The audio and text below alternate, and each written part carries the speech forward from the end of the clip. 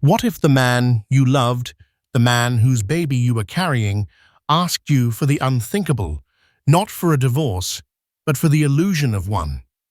To stand by silently while he proposed to another woman, all for a PR stunt. This isn't a movie plot. This is the story of Chloe Sterling and how her picture-perfect life with tech CEO Liam Vance was systematically dismantled for profit and public image. It's a story of ultimate betrayal, gaslighting at the highest level, and how one pregnant woman, pushed to the edge, decided to burn an empire down to save herself. The scent of freshly brewed Ethiopian yirgacheffe and toasted sourdough was the domestic punctuation to their otherwise stratospheric life. From the kitchen of their glass-walled penthouse overlooking the San Francisco Bay, Chloe Sterling watched the fog curl around the distant spires of the Golden Gate Bridge. At 28, she was the master of this serene universe. Every minimalist piece of furniture, every curated piece of art, every book on their shelves was a testament to a life built with intention, precision, and love. Her hand rested instinctively on the gentle swell of her belly. 5 months. A daughter, their daughter. A new tender variable in the perfect equation she and her husband, Liam Vance, had constructed. Liam was the architect of the external world, Chloe the curator of their internal one. At 32, he was the charismatic wunderkind CEO of Innovatix, a tech behemoth, on the cusp of launching Aura, a revolutionary augmented reality platform that promised to merge the digital and physical worlds seamlessly. He was a darling of Silicon Valley, his face a regular feature on the covers of Wired and Forbes. His narrative was golden, the college dropout who coded his way to a billion-dollar valuation. And Chloe, his brilliant, beautiful, and stable wife, was the unspoken footnote to that success. She'd been there since the garage days, not coding but strategizing, connecting, and providing the emotional ballast that allowed his genius to soar. She'd given up her own promising career in art curation to become the silent, indispensable partner in his empire. Morning. Liam's voice was smooth as he entered the kitchen, already dressed in his uniform, a soft gray, obscenely expensive t-shirt and dark jeans. He kissed the top of her head, his eyes already on the tablet he'd placed on the marble island. Big day. The Sterling Group is running the final simulations for the Aura launch party. More simulations. Chloe smiled, turning to slide a perfectly poached egg onto his toast. I thought you had it all mapped out to the nanosecond. You can never be too prepared, he said, his focus absolute. The launch isn't just a launch, Chloe. It's a cultural reset. It's the story we're telling the world. Every detail has to be flawless. This was the language Liam spoke now. A lexicon of optics, narratives, and brand synergy. Sometimes Chloe missed the boy who spoke of code and dreams, not market caps and stakeholder perception. But she understood. The pressure on him was immense. Innovate-X was about to go public, and the Aura launch was the linchpin. A success would make them kings. A failure would be catastrophic. Well, the story in this house is that your daughter is practicing her somersaults, Chloe said, gently taking his free hand and placing it on her belly. A tiny, distinct flutter met his palm. For a moment, the CEO vanished. A genuine, unguarded smile broke across Liam's face. Hey there, little one. Give your dad a break, huh? The market's volatile enough. He leaned down and kissed her stomach, a ritual that never failed to melt her heart. In these moments, he was hers. He was theirs. But the moments were becoming more fleeting. His phone, which was now buzzing insistently on the counter, was a constant third presence in their marriage. It was a sleek, black conduit to a world she was increasingly excluded from. Meetings that ran later last-minute business trips and hushed late-night calls. She told herself it was the pressure, the IPO, the launch. The name that had started to appear more frequently in his work stories was Aria Monroe, a 24-year-old marketing prodigy he'd poached from a rival company. She was, in his words, a disruptor, a blue-sky thinker. He praised her relentless energy, her killer instincts. Chloe had met her once at a company dinner. Aria was undeniably stunning, with sharp, intelligent eyes and a confidence that bordered on arrogance. She had orbited Liam all night, their conversation a rapid-fire volley of tech jargon and shared ambition that left Chloe feeling like a spectator. Aria's a genius, Liam had said on the way home. She understands the new landscape. She gets it. Chloe had felt a prickle of something she couldn't name. It wasn't simple jealousy. It was a feeling of being obsolete, like a beloved piece of legacy software about to be phased out. That afternoon, Chloe was arranging a bouquet of white peonies when Liam came home early, a rare occurrence. He didn't have his usual post-work energy. He was pale, his shoulders tight, with a tension that seemed to suck the air out of the room. "Liam, is everything okay?" she asked, putting down the vase. "Did something happen with the launch?" "The launch is fine, everything's fine," he said. But he wouldn't meet her eyes. He paced the length of their living room, the city lights beginning to glitter behind him like a sea of fallen stars. "Chloe, we need to talk about something important. A strategy, a piece of business theater, you could call it." She sat on the edge of their white sofa, her hands instinctively cradling her belly. The word theater sent a chill down her spine. "Okay, talk to me." He finally stopped pacing and faced her. His expression was one she had never seen before. It was a carefully constructed mask of solemn sincerity, but his eyes were like a shark's, lifeless and focused on a distant goal. Innovate X's IPO is contingent on the success of the Aura launch, and the launch's success is contingent on the story. The narrative, he began, his voice calm and measured, as if explaining a quarterly report. "The market needs to see me not just as a CEO, but as a visionary, a figure of aspiration, someone who is bold, forward-thinking, and available." Chloe's brow furrowed.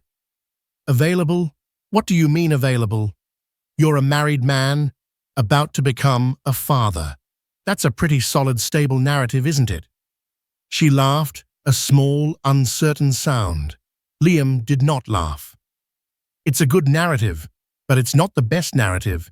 It's safe. It's domestic. The market, our key demographic, they respond to excitement, to romance, to the unexpected. The Sterling Group ran the analytics. A powerful, unattached visionary creates more buzz. It's a statistical fact." A cold dread began to seep into Chloe's bones. "Liam, what are you talking about? This is crazy. You're talking about our life like it's a focus group."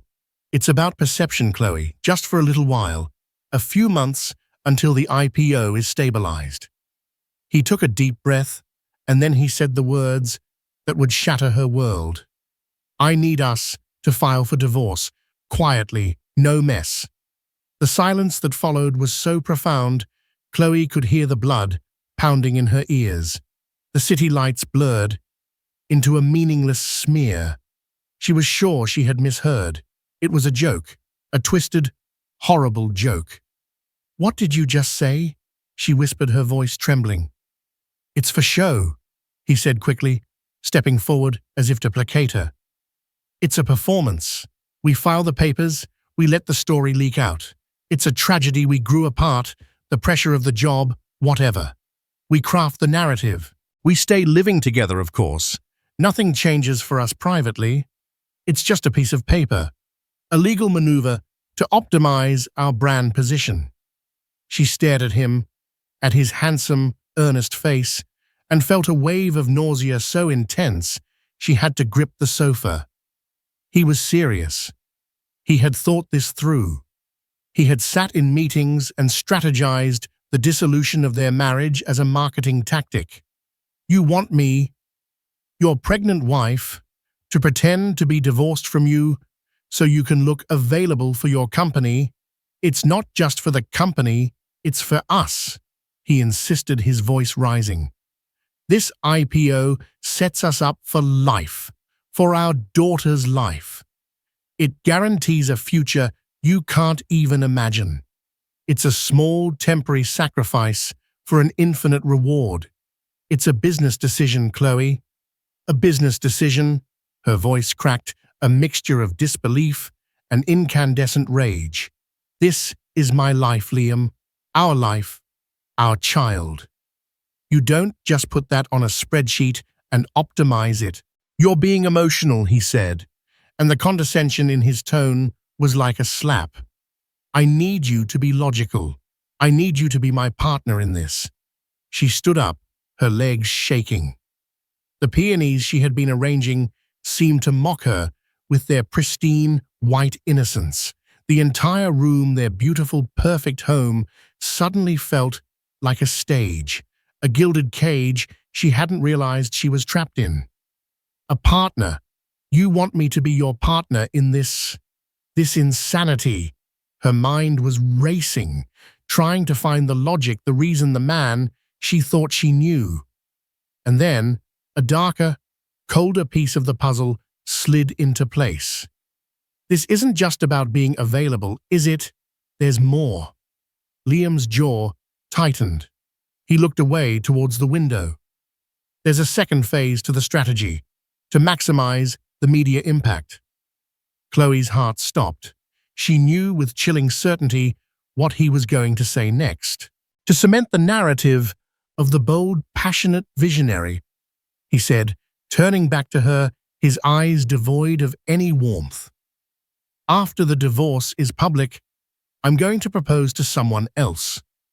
Chloe felt the floor drop out from under her. The room tilted. Who, she breathed, though she already knew the answer. Liam's expression was unreadable. He had already moved past her, past them, into the cold, calculated world of the deal. Aria Monroe. It will be a public proposal at the Aura launch party. It's the ultimate PR stunt.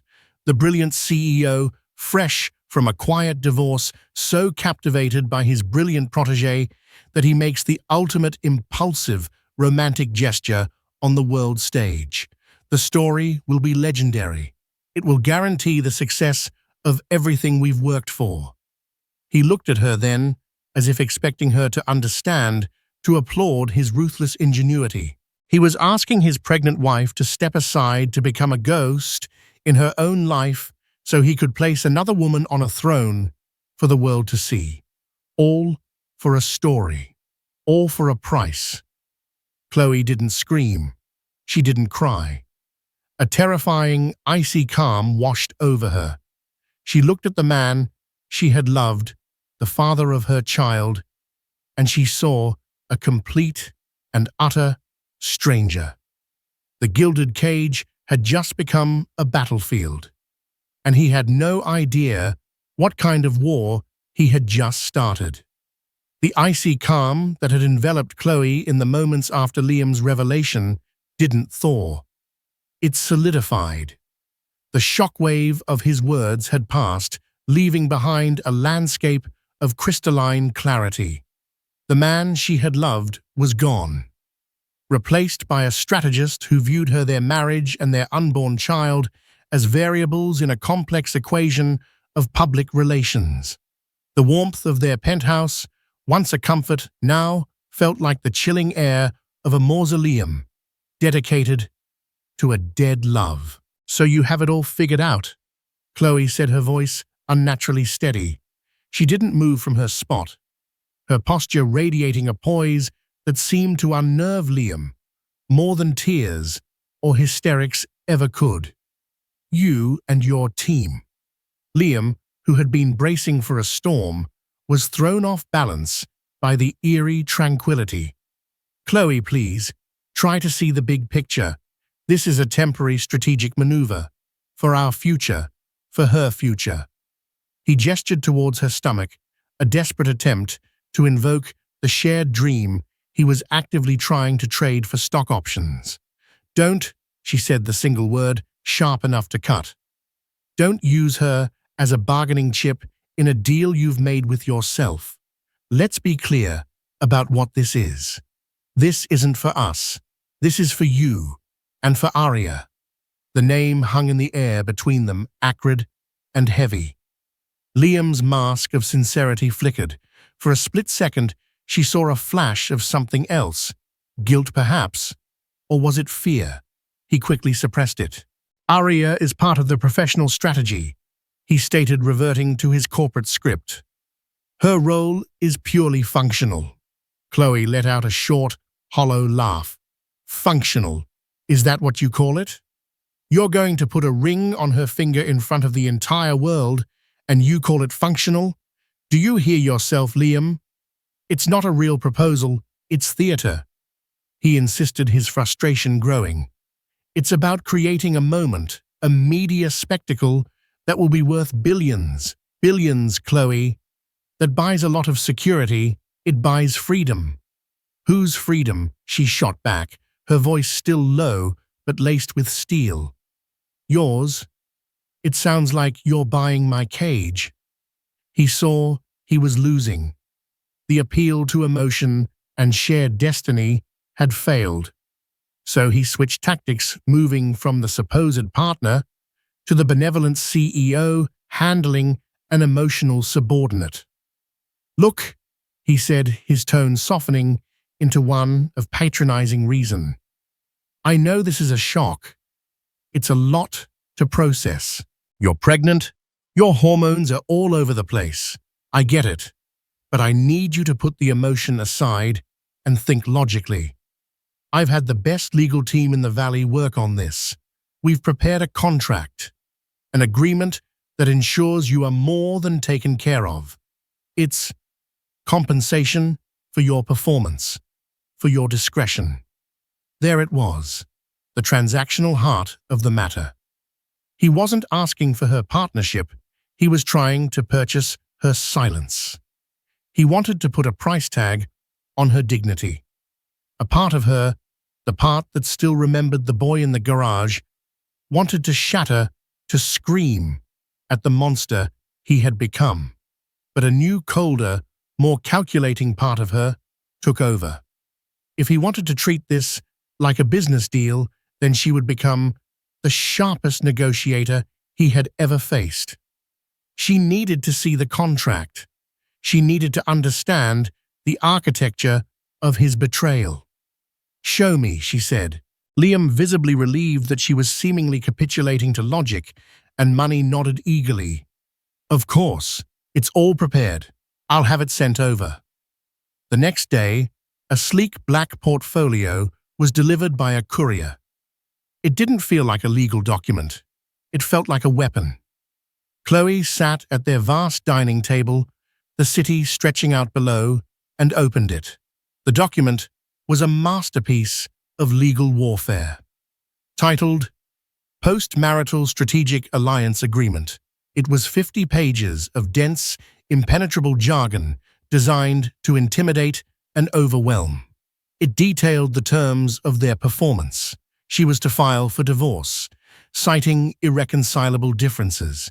She was to make no public statements without the express written consent of Liam's PR firm, the Sterling Group. She was to refrain from any and all contact with Arya Monroe. She was to conduct herself in a manner that supported the public narrative of a dignified private separation. And then there was the compensation, a one-time payment of $10 million upon the successful completion of the Innovate X IPO, a trust fund for their daughter, lavish and generous. The penthouse would be signed over to her free and clear. But woven into the generosity were the poison pills, a non-disclosure agreement so vast and all-encompassing it essentially erased her history with Liam and the company. Any breach, no matter how small, a stray comment to a friend, an errant social media post, would result in the immediate voiding of the entire agreement and a lawsuit for damages that would financially cripple her for life. The contract was designed to buy her silence forever. It was a gilded cage, and he was handing her the key, knowing she was too trapped to ever use it. She read it 3 times. With each reading, her pain cooled and hardened into something else resolve. He had made a fatal miscalculation. He had mistaken her love for weakness. He thought money could manage her, that a contract could contain her. He had forgotten who she was before she became Mrs. Liam Vance. She was Chloe Sterling, the daughter of a union negotiator, a woman who understood that the fine print is where the battle is won or lost. That evening, Liam came home to find her sitting in the exact same spot, the open portfolio in front of her. "Have you had a chance to look it over?" he asked, a note of nervous optimism in his voice. Chloe looked up at him, her eyes clear and direct. "I have. It's thorough. It's designed to protect you, Chloe, to protect our family." "I'll sign it," she said. Liam froze, a wave of pure relief washing over his face. He had won. It had been easier than he'd expected. That's wonderful. I knew you would understand. I knew you could be logical about this. I have one condition," she added, her voice smooth as glass. His smile tightened slightly. "Okay, I want to amend the NDA." Alarm bells went off in his head. "The NDA is standard practice, Chloe. It's non-negotiable." The legal team was very clear on that. "I'm not contesting the silence clause regarding the performance," she said carefully. "But the contract erases my entire history with Innovate X. I was there from the beginning, Liam. I may not have written the code, but I built the foundation. I found the first angel investors at my gallery openings. I hosted the dinners that won over the venture capitalists. My name isn't on the incorporation papers, but this company is as much mine as it is yours. The NDA, as it's written, turns me into a ghost. It denies my contribution. That is not something I will sign away." She watched him process this. She had framed her objection not as an emotional plea, but as a business negotiation. She was speaking his language. "What are you suggesting?" he asked, treading carefully.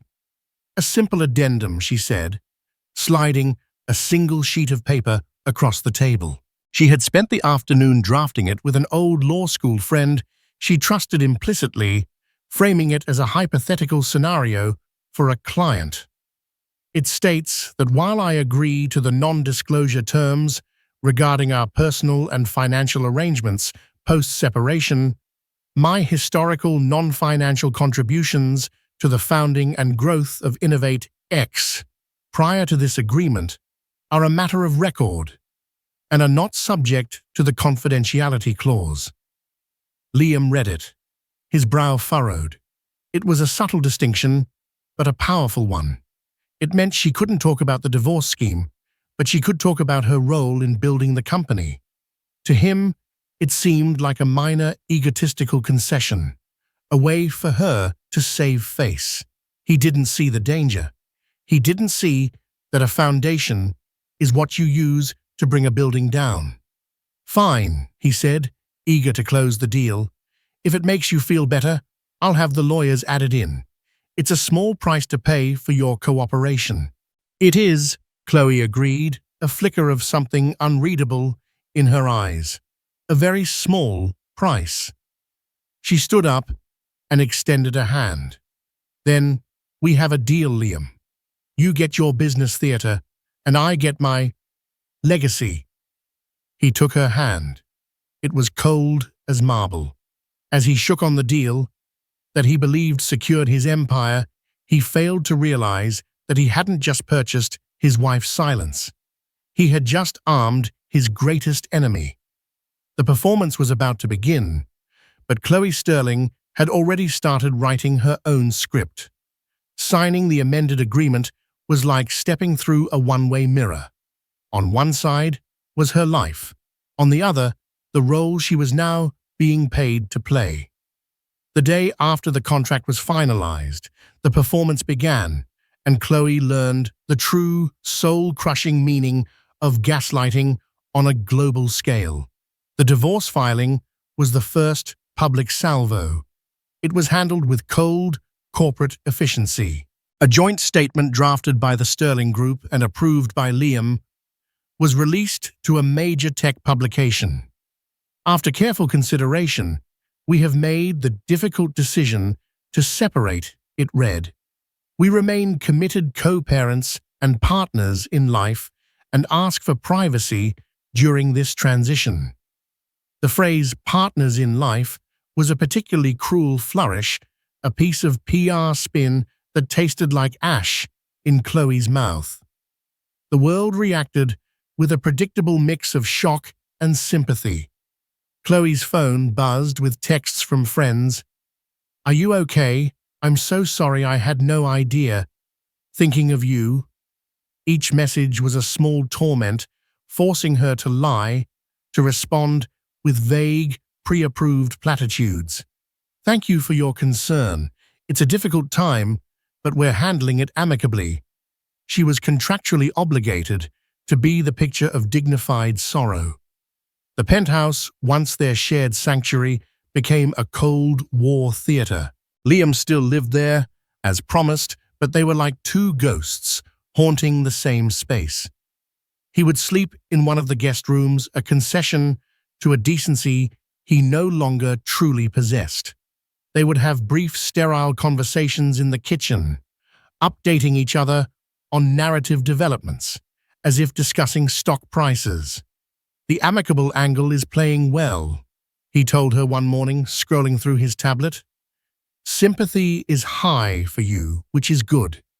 It makes the transition to Aria seem more natural, less predatory." Chloe simply nodded, stirring her decaf tea, the baby giving a gentle kick, as if in protest. She was 6 months pregnant now, her belly a prominent, undeniable truth in a world of carefully constructed lies. Her growing bump was the one thing their narrative couldn't fully control. The gossip blogs ran photos of her walking her dog, with captions like, "A brave face, pregnant Chloe Sterling, steps out amidst divorce." She was a prop in her own tragedy. The real torture began with the rollout of Liam and Aria's romance. It was a masterclass in media manipulation. The first sighting was a grainy, long-lens paparazzi photo of them sharing a laugh over coffee, looking for all the world like two colleagues whose connection had unexpectedly deepened. It was, of course, completely staged. Chloe recognized the cafe. It was a quiet spot Liam had once taken her to on their anniversary. Then came the flood. Liam and Aria at a charity gala, his hand possessively on the small of her back. Aria, courtside at a Warriors game, Liam whispering in her ear. An exclusive interview in a lifestyle magazine where they spoke of their synergistic minds and shared vision for the future. Aria was brilliant in her role. She played the part of the captivating, independent woman swept up in a whirlwind romance with a visionary genius. "I didn't plan for this to happen," Aria said in the article, her eyes radiating a rehearsed sincerity. "Our connection was just undeniable. Liam inspires me, and I think I challenge him. It's an explosive combination." Reading the words Chloe felt a new, more dangerous kind of anger. This wasn't just a performance for Aria, it was an audition for the role of a lifetime, and she was relishing it. Chloe began to suspect this was never just a PR stunt. The ease with which they fell into their roles, the genuine spark in their eyes, in the staged photos, it felt too real. The confirmation came from an unlikely source. Maya, Chloe's closest friend, had been her fiercest defender, the one person she could almost be honest with. One afternoon over lunch, Maya was recounting a story from a friend who worked at a high-end restaurant in Napa. "It was months ago, Chloe," Maya said, her voice low and furious. "Like 4 or 5 months ago. My friend waited on them, Liam and that Aria woman. She said they were all over each other. It was a weeknight. He told you he was at a board retreat in Palo Alto." The timeline clicked into place with sickening precision. 4 months ago, long before the business theater was ever proposed. The PR stunt wasn't the reason for their affair. The affair was the catalyst for the PR stunt. Liam hadn't just decided to betray her, he had built an elaborate billion-dollar lie to legitimize a tawdry affair and install his mistress as his corporate queen. The audacity, the sheer sociopathic grandiosity of it, left her breathless. That night she confronted him. She didn't scream. Her icy resolve had been forged into something harder, sharper. She waited for him to come home, holding the tablet with the lifestyle magazine article open on the table. "This story about your undeniable connection," she said, her voice devoid of emotion. "When did it start, Liam, the real one? Before or after you decided to turn our marriage into a marketing campaign?" He froze, caught.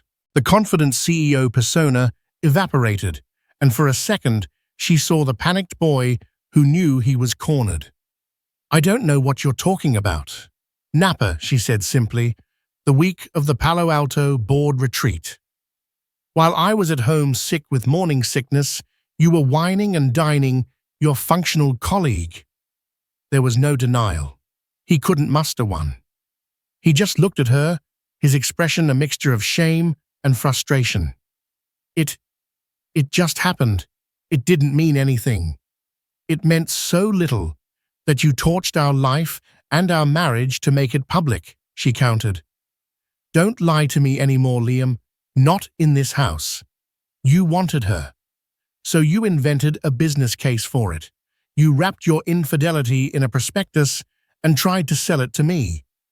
"The plan is still sound," he insisted, clinging to his twisted logic. "The fundamentals are the same." "The fundamentals," Chloe repeated, standing up and looking down at him. "The fundamental fact is that you are a liar and a cheat. The fundamental fact is that you thought I was stupid enough not to see it. But you've made a terrible mistake. You've mistaken my silence for acceptance." She walked away, leaving him standing alone in the cavernous living room. The game had changed.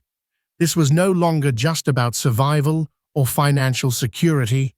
It was about justice. Her plan, which had been a nebulous idea of reclaiming her legacy, now had a razor-sharp focus. She wasn't just going to tell her story. She was going to become the ghost that haunted his empire. She spent her days in a quiet, focused fury. She created a spreadsheet not of assets, but of people. The first angel investor she'd charmed with her art world connections. The venture capitalist whose wife she'd befriended. The early employees who remembered her making coffee runs and proofreading press releases in the garage. She began to reach out. A casual coffee here, a just checking in email there. She never once mentioned the divorce or the NDA. She spoke of the past, of the good old days. "Remember that time we almost lost funding," she'd say, "and we stayed up all night reworking the pitch deck." She was reactivating a network, subtly reminding the foundational pillars of Innovate X who the other architect was. She was jogging their memory, laying down a trail of breadcrumbs that would lead right back to her. Each conversation was a quiet act of rebellion, a thread she was pulling in the fabric of Liam's carefully woven narrative. He was so focused on the camera flashes and the headlines, he never noticed the foundations beginning to crack beneath his feet. As the date of the Aura launch party loomed, Silicon Valley was electric with anticipation. Innovate X's PR machine, the Sterling Group, was in overdrive. The narrative was perfect. Liam Vance, the newly single tech visionary, was on the verge of changing the world with his brilliant and beautiful new muse, Aria Monroe, by his side. Their romance was the human interest story that made the cold, hard tech accessible. It was a fairy tale for the digital age, and the world was eating it up. Liam, consumed by the launch and his own manufactured celebrity, had grown complacent. He saw Chloe's quiet compliance as a victory. She attended her prenatal appointments. She walked the dog. She was in his eyes a problem that had been solved with a contract. He completely overlooked the significance of the one concession he'd made, the addendum that allowed her to speak of her past. He saw it as a sentimental footnote. He had no idea it was a Trojan horse. Chloe chose her weapon with surgical precision. She wasn't interested in the gossip blogs or the tech tabloids that feasted on scandal. She needed a platform of unimpeachable integrity. She reached out to Sarah Jenkins, a Pulitzer Prize-winning journalist for the New York Times, known for her incisive, deeply researched profiles of powerful figures. Sarah was famous for her ability to uncover the stories behind the stories. Chloe's pitch to Sarah, sent through a trusted intermediary, was masterful. It made no mention of betrayal or PR stunts. It was simple and compelling, the untold founding story of Innovate X. She offered Sarah the exclusive story of the company's genesis from the perspective of the woman who was there before the first line of code was even written. For a journalist like Sarah, who was tired of the polished, repetitive narratives fed to her by PR firms, the chance to uncover a hidden history of Silicon Valley's latest golden child was irresistible. They met in a discreet hotel suite, not Chloe's penthouse. Chloe was now nearly 8 months pregnant, her presence commanding and serene. She was not a victim. She was a historian. For 3 hours, she laid out the early years of Innovate X. She didn't use notes. The story was etched into her memory. She spoke of the lean times of paying for their groceries with her art gallery's salary, while Liam worked on the prototype. She named the early angel investors, explaining how she'd leveraged her art world contacts to get them in a room with a then unknown coder, John Richmond at Richmond Capital. Chloe told Sarah, a small, nostalgic smile on her face. He was a client of my gallery. I convinced him to look at Liam's pitch deck over a glass of Chardonnay after he bought a Rothko. She detailed her role in crafting the company's early image, in building the relationships that secured their first rounds of funding. She provided names, dates, and locations. It was an oral history, rich with detail and authenticity, that had been completely absent from the official InnovateX mythology. She was the ghostwriter of their success. Sarah Jenkins, a human lie detector, listened intently. She knew a true story when she heard one. Chloe was calm, factual, and utterly convincing. She never once spoke ill of Liam. In fact, she praised his genius, his vision.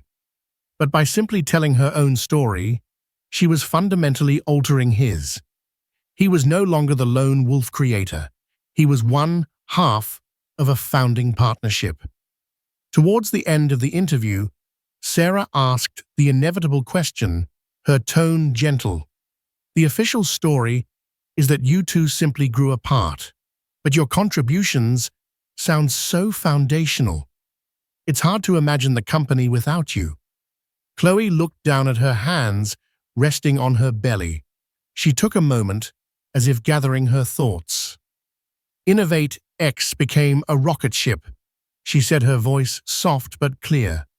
Sometimes when a rocket goes that high, that fast, things get jettisoned. Things they think they don't need anymore. You just have to hope they remembered to build a strong launch pad. She looked up and met Sarah's eyes. I was the launch pad. The interview titled The Launch Pad, Chloe Sterling and the Secret History of Innovate X was published online at 6 a.m. on the day of the Aura launch party.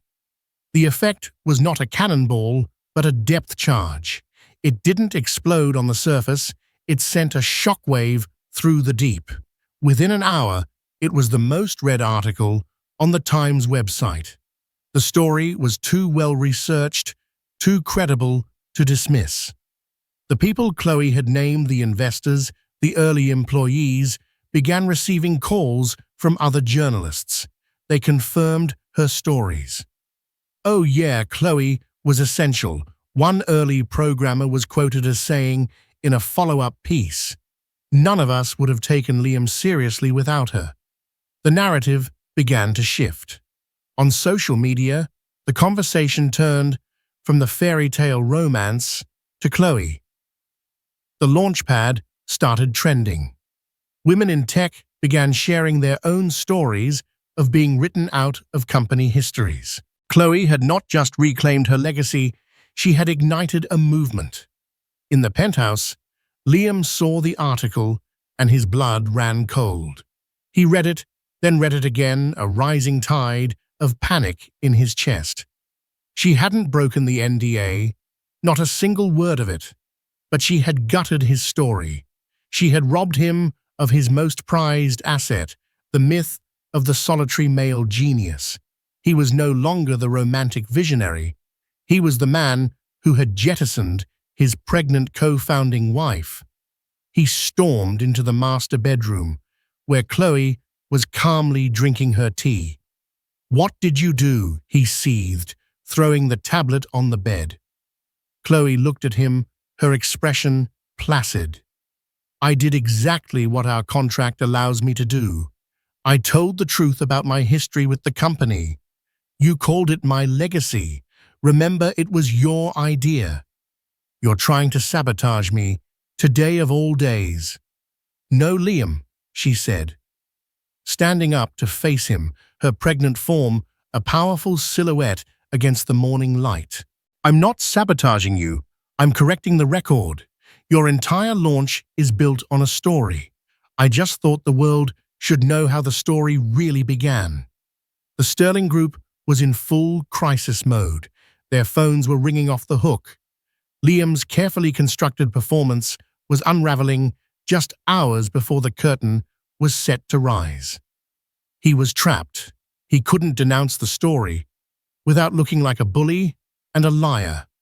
All he could do was proceed, hoping the spectacle of the launch party and the grand proposal would be enough to distract from the inconvenient truth. He was walking onto a stage that Chloe had just set on fire. The Aura launch party was the apotheosis of Silicon Valley excess, a cathedral of technology and hubris erected on San Francisco's waterfront. Its cavernous, custom-built interior was designed to inspire awe, to make titans of industry feel small and breathless. Guests entered through a tunnel of shimmering, ethereal light, where holographic butterflies, the first public whisper of Aura's reality-bending power, danced just out of reach. Inside, champagne flowed from fountains, and silent airborne drones navigated the throngs with trays of intricate canapes. The air hummed with power money and the cool blue glow of the omnipresent InnovateX logo. On the surface, it was flawless, but beneath the veneer of manufactured wonder, the atmosphere was thick with an unspoken tension. Every guest, from the venture capitalists to the media elite, had read Sarah Jenkins's article in the New York Times. They had seen that the Launchpad hashtag trending since dawn. They would accept a glass of champagne, exchange pleasantries, and then their eyes would drift to the center of the room. They would see Liam Vance, a king holding court, and the impossibly chic Aria Monroe tethered to his side, and a shadow of doubt, a flicker of judgment would pass across their faces. The official story had developed a crack, and everyone was staring at it, waiting to see if it would hold. Liam felt their eyes on him like 1,000 tiny lasers. He was vibrating with a rage so profound it was almost a physical force, a white-hot energy he contained behind a fixed, brilliant smile. He moved through the crowd, his handshake firm, his laugh ready, but his eyes were hard, cold chips of ice. He had been outmaneuvered, flanked by an enemy he had created, and then foolishly underestimated. Chloe's interview was a masterstroke of strategic warfare, a non-accusation more damning than any direct assault. It hadn't just questioned his character, it had reframed the entire evening's grand finale, tainting his romantic gesture with the bitter aftertaste of betrayal. Aria felt the chill too. The admiring glances she had anticipated were now laced with something else, a clinical curiosity, a thinly veiled pity, or worse, contempt. She was no longer the brilliant protégé, the worthy successor. She was the usurper, the other woman, the beneficiary of a cruel and calculated act. Her confidence, usually her most formidable armor, now felt brittle and thin. She clung to Liam's arm, her smile a little too bright, her laughter a little too loud, a woman desperately playing a part in a fairy tale that everyone now suspected was a tragedy. Miles away in the quiet solitude of the penthouse, Chloe watched. The apartment that had been her gilded cage was now her command center. Dressed in soft cashmere, her bare feet propped up, and her loyal dog asleep at her side, she was the picture of serenity. On the giant screen, where they once watched movies as a couple, she had the official Aura livestream playing a window into the fortress she was about to breach. On her laptop, 2 windows were open, a direct encrypted line to her lawyer, and a secure chat with Sarah Jenkins. She was watching her meticulously laid plan unfold, a general observing the battlefield from a serene and untouchable distance. The main event began. Liam took the stage to a thunderous, if slightly strained, round of applause. He was a master showman, and for a few minutes, he almost pulled it off. He delivered a flawless presentation of Aura, its reality-bending capabilities dazzling the audience. He painted a picture of the future so compelling that the sheer wonder of the technology began to eclipse the morning's scandal. The narrative was for a moment back on his rails. Then came the finale. He brought the presentation to a close, his voice dropping to a more intimate emotional register. Innovation isn't just about technology, Liam said, his voice resonating with practiced emotion, a skill honed in countless boardrooms. It's about passion. It's about finding that one connection that changes everything, that inspires you to build the future. He smiled, the perfect image of a man overcome by a feeling too powerful to contain. And in the last few months, I have found that connection, a connection that has been my driving force. Aria, could you please join me on stage? A single brilliant spotlight found Aria in the front row. She rose beaming, playing her part to perfection as she ascended the steps. The cameras zoomed in, capturing her radiant face for the millions watching the live stream.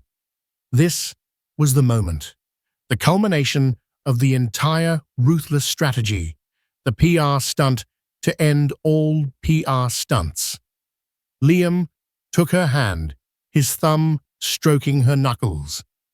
"Aria Monroe," he began, his voice thick with performative sincerity. "You are my muse, my partner, my future."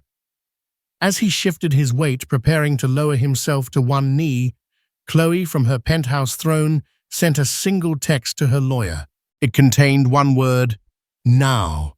The lawyer, poised and ready, immediately forwarded a single, authenticated PDF to Sarah Jenkins. It was the digital ghost of Liam's original sin, a copy of the unamended post-marital strategic alliance agreement, the one that contained the clause attempting to legally and financially erase Chloe's entire history with the company she helped build. On stage, Liam was opening a small velvet box, revealing a diamond ring the size of a small planet. In the digital world, Sarah Jenkins hit publish. A new article exploded onto the New York Times homepage. The headline was a detonation: Innovate ex-CEO attempted to buy pregnant founder wife's silence with historical erasure, NDA leaked document shows. The article was devastatingly simple. It contained a crisp image of the damning clause itself, followed by a short, powerful statement from Chloe, which Sarah had prepared in advance. "My history is not for sale," the statement read. "A company that builds its future by trying to erase its past is a company with no foundation. The public and the investors deserve to know the real story behind the brand." The effect was instantaneous and absolute. In the pavilion, John Richmond, the very first investor Chloe had courted, was the first to see it. His phone buzzed, he glanced down, and the blood drained from his face. He showed it to the man next to him. That man's phone was already buzzing. A ripple of digital awareness spread through the room like a virus. A single phone lit up, then another, then 100. A wave of hushed, frantic whispering swept through the audience, extinguishing the last embers of celebratory awe. The faces that had been turned to the stage were now illuminated by the ghoulish glow of their screens, their expressions shifting from admiration to shock and then to raw disgust. On the stage, Liam was oblivious for a few precious seconds, lost in his own performance. He held out the ring. "Will you?" His voice was drowned out by the rising murmur of the crowd. The giant screen behind him, which was supposed to be displaying a cascade of digital hearts, was now under the control of a panicked technician in a back room. Seeing the news exploding across his own monitors, he made a fatal panicked error. He switched the stage's main display from the pre-programmed graphics to a live social media feed. Suddenly, the 10-meter-high screen behind the would-be happy couple was filled with a torrent of tweets. The launch pad. He tried to erase his pregnant wife. "This isn't a romance, it's a hostile takeover. Innovate exposed." The real story behind the brand is greed and betrayal. Boycott aura. Innovate X is built on lies. Liam looked up, his proposal dying on his lips. He saw the screen. He saw the scrolling wall of his own condemnation. He turned to the crowd and saw not adoration, but a sea of revulsion and scorn. Finally, he looked at Aria. Her face, a moment ago, a mask of triumph, had crumpled into a rictus of pure horror and public humiliation.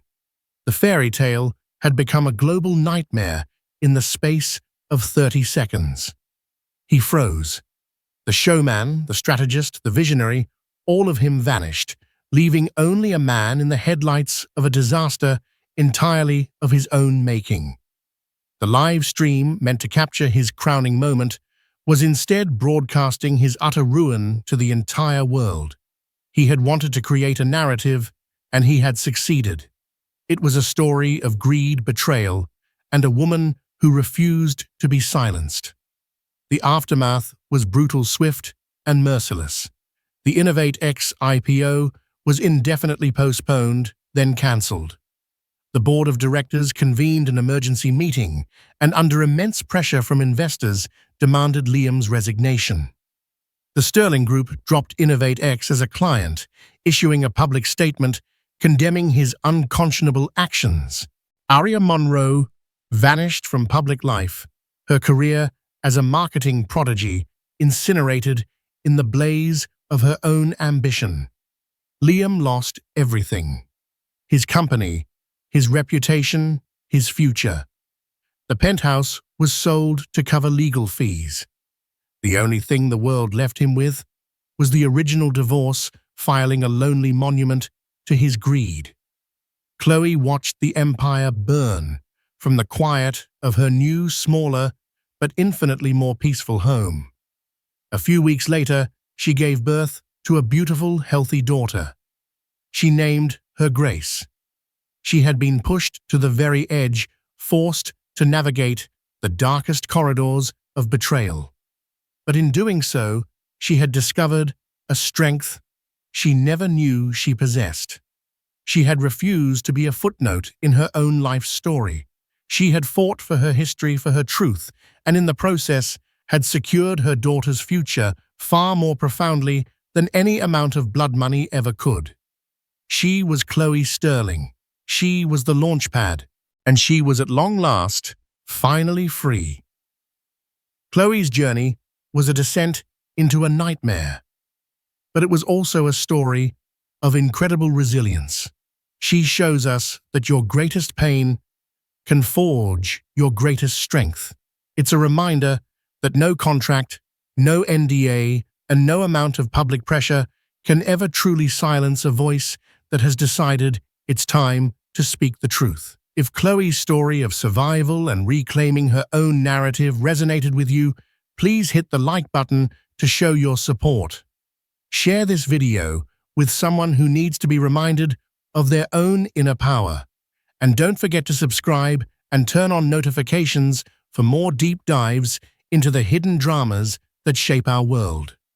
Thank you for listening.